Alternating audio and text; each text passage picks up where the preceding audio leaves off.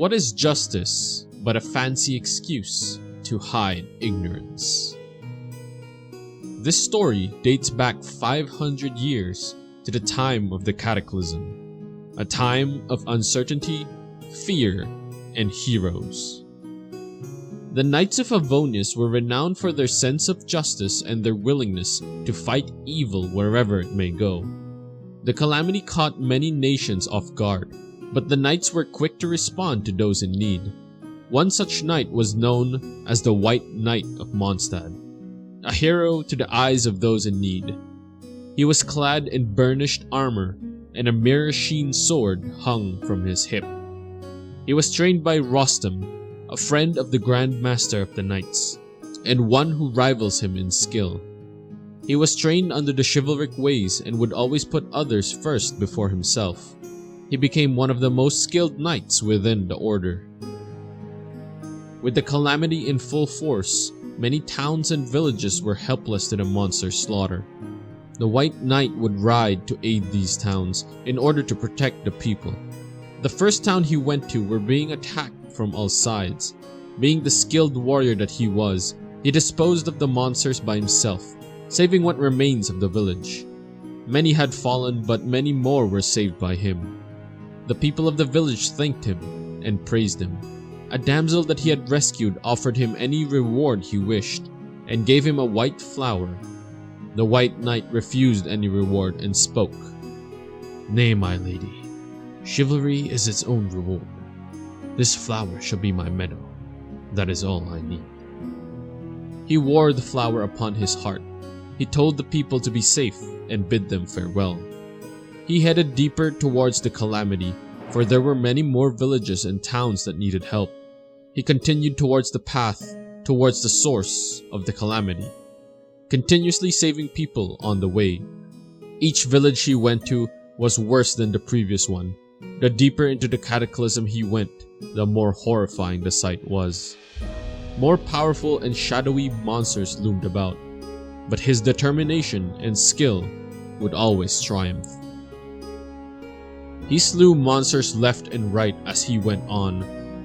His armor was stained black with blood. His mirror-sheen sword no longer shined and turned dark with a thirst for monster blood.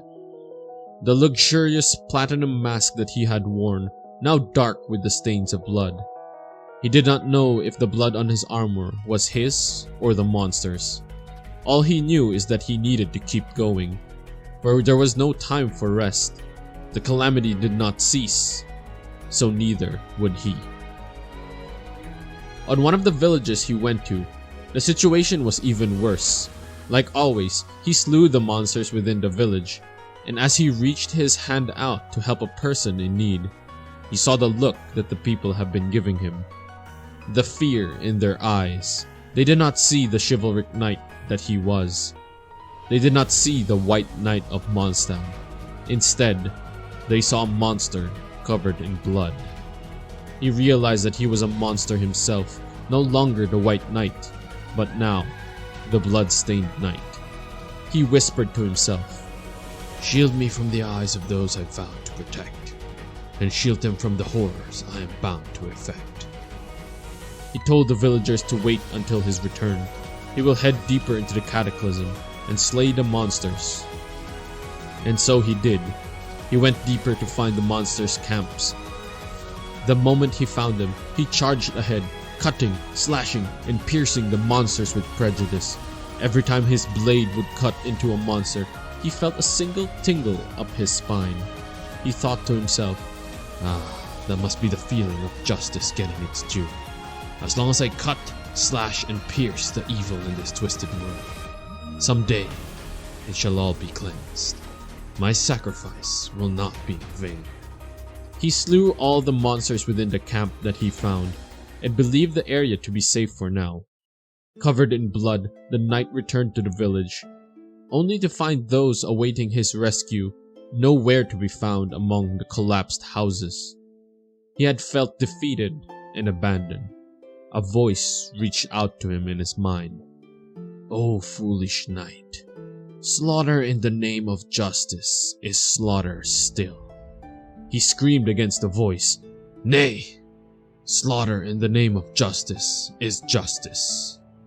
Monsters appeared within the village, looking confused at him. He immediately attacked them. The voice reached out once again. Cut, slash, pierce. Thus you will see justice done. Though the white flowers the maidens offer you should be bloody black, though your sword should no longer gleam bright, though your fair countenance should turn hideous, and you should be forced to don an iron mask, though those you defend cannot understand you, cease never. And so the bloodstained knight persisted on his path, pursuing monsters in the name of justice. His only followers were the ravens drawn to the bloodshed he left in his wake. He drew closer and closer towards the cataclysm, and the villages he went through were now devoid of people. The only ones left are the monsters, and he slew each and every one. After slaying countless monsters, he realized there was no place for him on this earth. While the monsters lived, he could not rest, and so he ventured into the fallen ancient kingdom of Kenria, the source of the cataclysm. There he died in battle within the monster's lair. On his death, his soul was trapped within the abyss. The abyss called out to him, "You have been deceived, O great knight." Visions flooded the night. Visions of the truth, visions of what had happened. He awoke from his deathly slumber.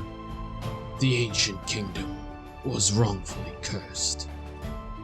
They have tricked me, turning its inhabitants into monsters, setting me loose upon them. The code of chivalry tolerates not such injustice. He looked to his blood-soaked hands. The flower upon his heart had turned black. His armor was stained as black as winter's night.